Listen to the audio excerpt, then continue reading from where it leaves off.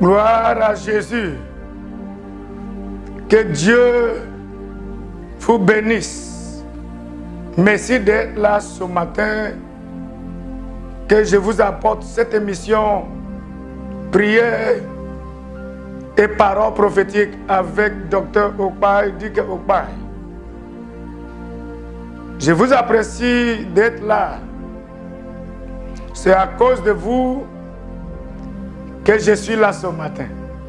Et je vous garantis que cette semaine sera votre semaine de miracles. Que l'Éternel veille sur vous. Que l'Éternel vous bénisse. Je m'appelle le Dr Okpaye, Dike Okpaye, le pasteur principal de l'église, le domaine des Aigles, situé à la Riviera Palmeraie, Cocody, Abidjan. Ce matin, je vous apporte des prières et des paroles prophétiques qui vous aideront à faire face aux défis et aux challenges de la semaine. Croyez-moi, vous allez vaincre le Satan et tous ses agents en cette semaine. Je vous bénis dans le nom de Jésus. Je reviendrai à la fin de l'enseignement que nous sommes sur le point d'écouter pour prier pour vous. Allons aux enseignements. Amen. Gloire à Jésus. Nous allons prier d'abord. Seigneur, nous bénissons ton Saint-Nom. Nous te disons merci pour cette grâce que tu nous as accordée d'être ensemble ce matin qui est le début de la semaine pour écouter ta parole. Seigneur, en tant que ton serviteur, je n'ai aucune parole qui vient de moi-même. Ne permets pas que je dise des choses qui viennent de la chair. Permette que toute parole qui sortira de ma bouche pour ton peuple ce matin soit la vérité, soit exactement comme tu voudrais que ça soit. Satan, je te lie et je te débarrasse du chemin de mon peuple. Saint-Esprit, fais ce qu'aucun homme ne peut faire. Agis, qu'il y a la manifestation de ta présence dans la vie de mes auditeurs ce matin. Béni sois-tu au nom de Jésus. Amen. Nous allons partir ce matin avec ce thème: sois un homme. Sois un homme. Le Dieu que nous servons est le Dieu tout-puissant. Le Dieu que nous servons nous a créés à son image et à sa ressemblance. Un lion ne va jamais donner naissance à un mouton. Pardonne ma langage, s'il vous plaît, mais c'est la vérité. C'est impossible pour que un lion donne naissance à un mouton. C'est-à-dire, tu dois être comme ton père. Nous devons être, en tant que les enfants de Dieu, comme le Seigneur. Le Seigneur Jésus-Christ, qui nous a appelés, n'était pas un homme faible. Il allait à la croix pour mourir. Pas parce que les hommes sont plus forts que lui. Il a donné sa vie. C'est lui qui a décidé de donner sa vie pour que les hommes le crucifient, pour que son sang puisse nous délivrer de nos péchés. Je vais quelque part. N'oublie pas le thème. Le thème est « Sois un homme ». Nous allons voir Le livre de 1 Roi chapitre 2, à partir de verset 1 à 7. David approcha du moment de sa mort et il donna ses ordres à Salomon, son fils, en disant: je m'en vais par le chemin de toute la terre. Fortifie-toi et sois un homme. Ça, c'est un homme appelé David, qui était né comme tous les autres hommes. Il y avait un moment dans sa vie, le temps qu'il était un bébé. Il y avait un moment dans sa vie, le temps qu'il était jeune. Il y avait un moment dans sa vie, le temps qu'il était un homme adulte. Il y avait aussi un moment dans sa vie, le temps qu'il est devenu vieux. Écoutez-moi, auditeurs, auditrices. Cet homme appelé David faisait paître les brebis de son père en tant qu'un jeune homme. À l'environ de 15 ans, 16 ans et 17 ans. Il faisait paître les brebis de son père dans le désert, seul. Il n'y avait personne, ni même pas son père qui était derrière lui, qui était avec lui. Ce jeune homme était abandonné seul dans le désert, où il prenait soin des brebis de son père, en tant qu'un jeune homme et en tant qu'un berger. Un jour arriva, un lion s'est levé pour prendre le brebis qui était sur sa charge. Et la Bible nous a dit qu'il a couru contre ce lion de ses mains. Et il a attrapé ce lion et il a délivré l'agneau que le lion a pris. Et il a tué ce lion. Un jour encore, elle nous se leva pour venir encore pour prendre les brebis qui étaient sous sa charge. Et ce qu'il a fait au lion, il a fait la même chose à celui-là. Il a délivré, il a sauvé. Il n'a pas eu peur. Il n'était pas effrayé par ce lion ou bien ce loup. Il a eu le courage. Après cela, cet homme appelé David s'est retrouvé au camp militaire parce que son père lui a envoyé d'aller donner la nourriture à ses frères, ses grands frères qui étaient dans l'armée israélite. Parce qu'à l'époque, les Philistins les dérangeaient.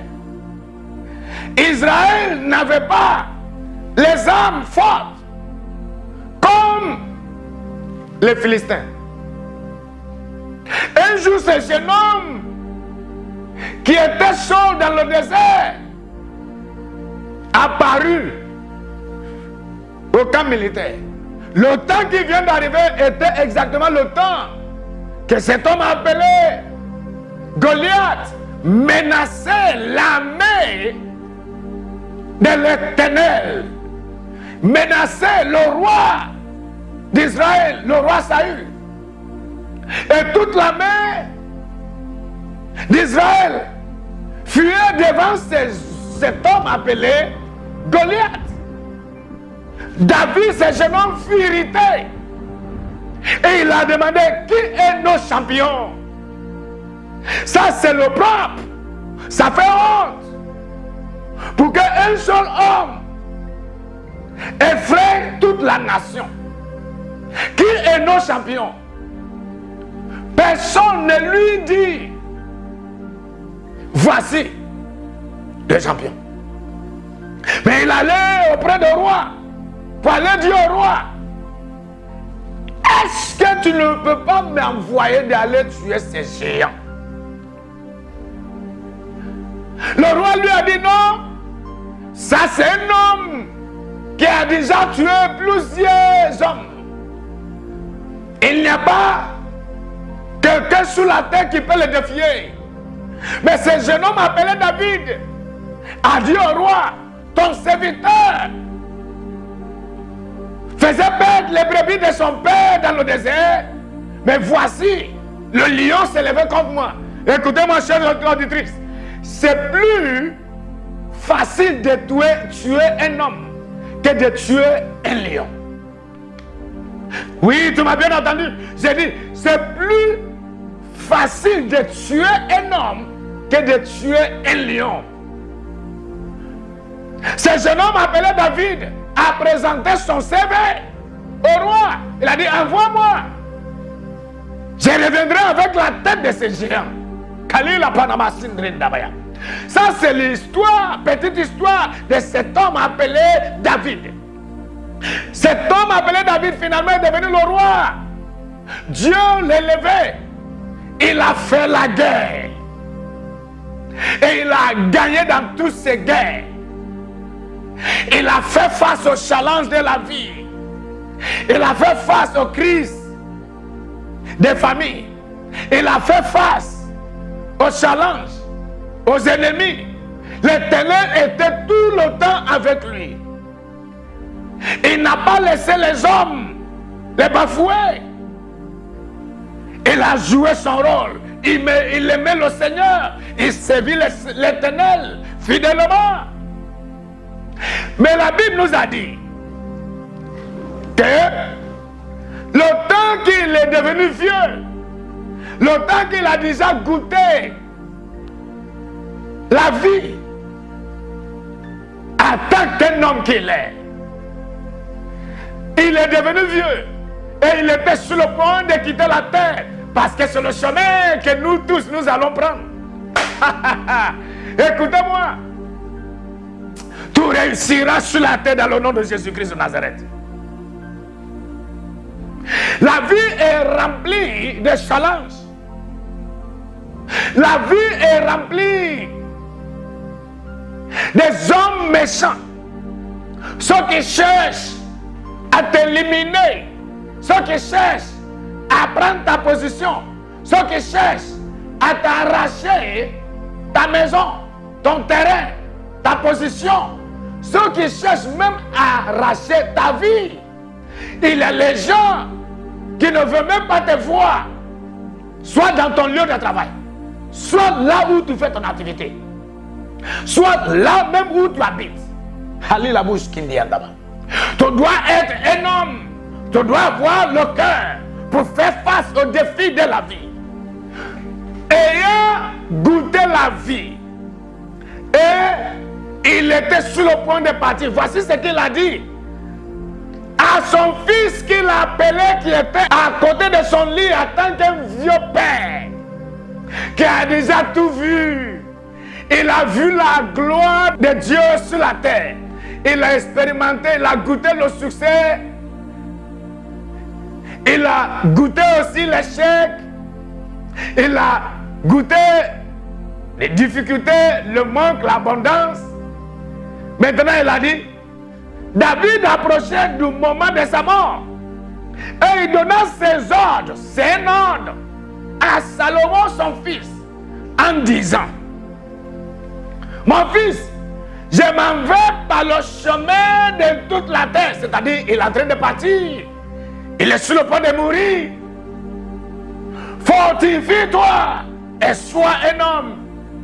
Dieu est en train de me dire, de te dire, mes chers auditeurs, auditrices, de se fortifier. Ne laisse personne prendre ta position. Ne laisse personne te bafouer.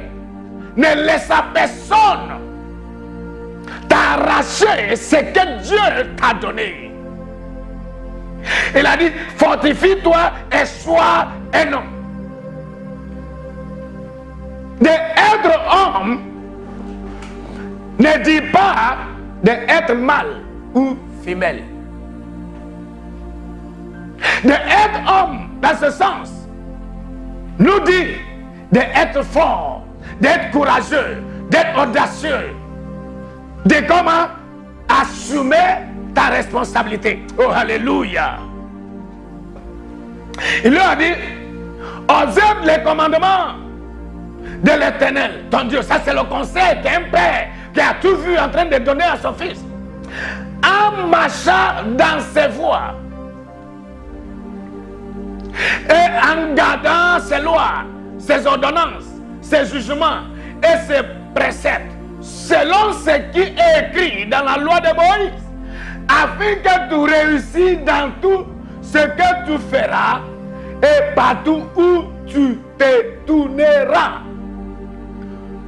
En tant qu'un homme, pour réussir, pour être au top, David a vu, il a conseillé à son fils qu'il y a pas un autre chemin que de prendre le chemin de Dieu, que d'obéir tous les commandements de l'Éternel, son Dieu.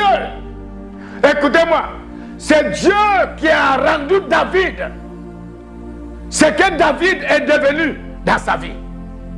C'est l'Éternel qui lui a fait ça. C'est l'Éternel qui l'a accordé sa grâce. Laissez-moi vous montrer. Nous allons voir le livre de Psaume 144, verset 1.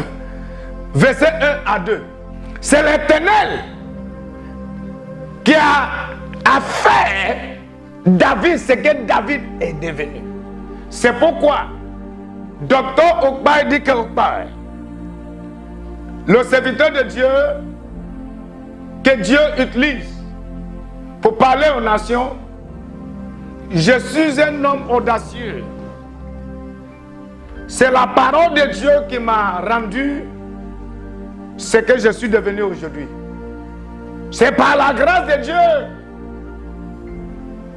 que je suis devenu ce que je suis devenu aujourd'hui. En tant qu'un homme de Dieu, je laisse l'Éternel me former. Voici comment David a réussi dans toutes ses batailles. Voici ce qu'il a dit dans le livre de Psaume 144, verset 1. Béni soit l'Éternel, mon rocher, qui exerce mes mains au combat, mes doigts à la bataille. Mon bienfaiteur est ma forteresse, ma haute retraite est mon libérateur, mon bouclier, c'est lui qui est mon refuge, qui m'a assujetti mon peuple.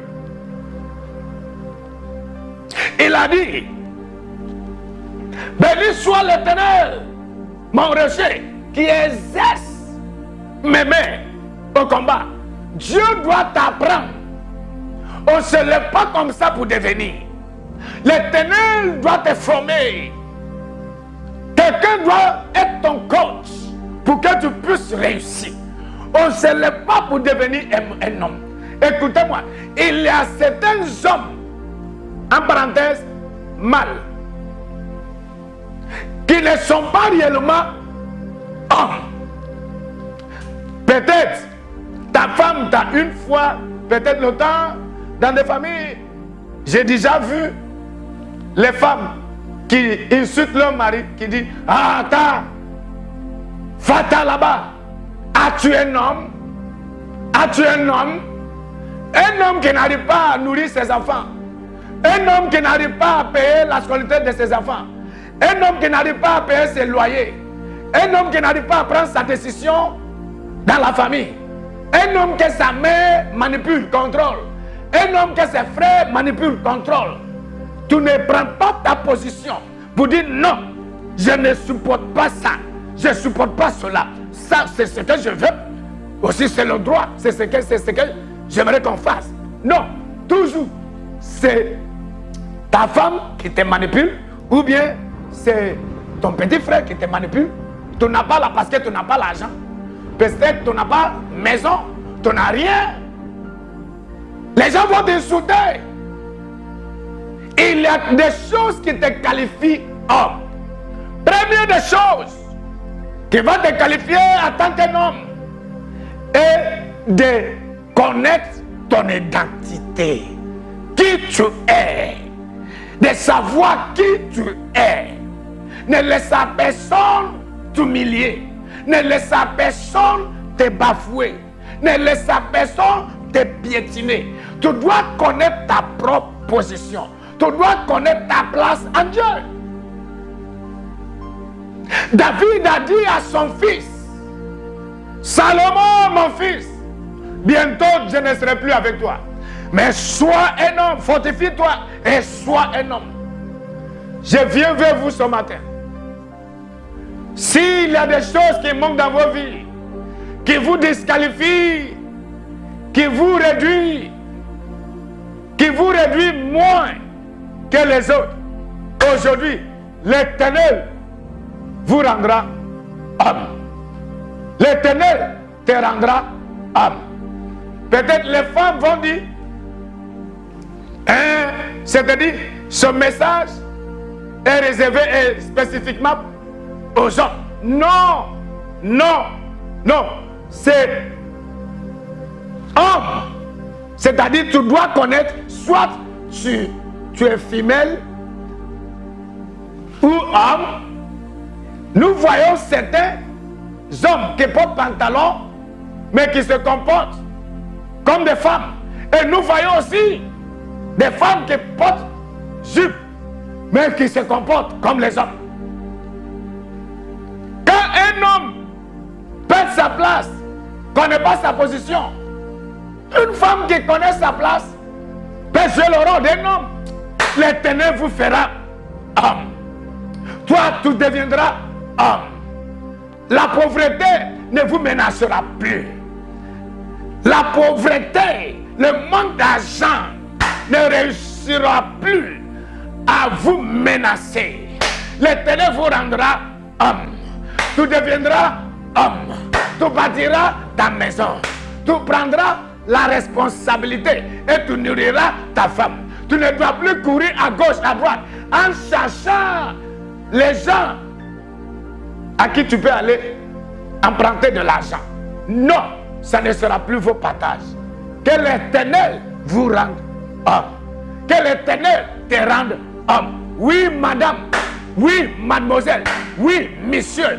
Que l'Éternel vous rende homme. Que l'Éternel vous rende homme. Que ce qu'il a fait dans la vie de David, j'ai pris pour qu'il fasse cela dans votre vie. Que l'Éternel veille sur vous. Que l'Éternel confirme la parole de son serviteur sur vous aujourd'hui. Dans le nom de Père, de Fils et de Saint-Esprit. Courir avec cet enseignement, avec ces mentalités. Seigneur, rends-moi homme. Tu auras l'abondance pour donner aux gens. Les gens t'appelleront un véritable homme. Tu ne dois plus fuir devant tes responsabilités. Que Dieu vous garde. Amen. Wow! Quelle parole! Quel message! Croyez-moi, je sais que vous êtes richement bénis. Je décrète sur votre vie la victoire en cette semaine. Je décrète la victoire, le succès, l'ouverture des portes en cette semaine. Que l'Éternel vous rende homme. Que l'Éternel, toi qui es en train de me regarder, tu te focalises sur moi. L'Éternel te fera devenir quelqu'un. L'Éternel passera par toi, oui, en cette semaine, pour faire sortir ta famille de l'opprobre, dans le nom de Jésus. J'ai prié pour vous, pour que les portes de la faveur suivent sur vous en cette semaine, dans le nom de Jésus. L'Éternel Dieu vous fera devenir les hommes et des femmes importants. Tu accompliras ta destinée au nom de Jésus. Amen. Amen. Maintenant que vous venez d'écouter cet enseignement et de recevoir ces décrets, allons à l'église. L'église que Dieu m'a accordé l'opportunité de gérer s'appelle le domaine des aigles, église d'excellence. Nous sommes situés à la Riviera Palmeraie, rond-point Ado, sur la rue de l'hôtel Bécot, juste à côté du collège Le Figuier. Je vous attends à l'église. Je serai heureux de vous accueillir, de vous recevoir. Viens pour qu'ensemble nous puissions servir l'Éternel. Que Dieu vous bénisse. À la semaine prochaine. Au revoir.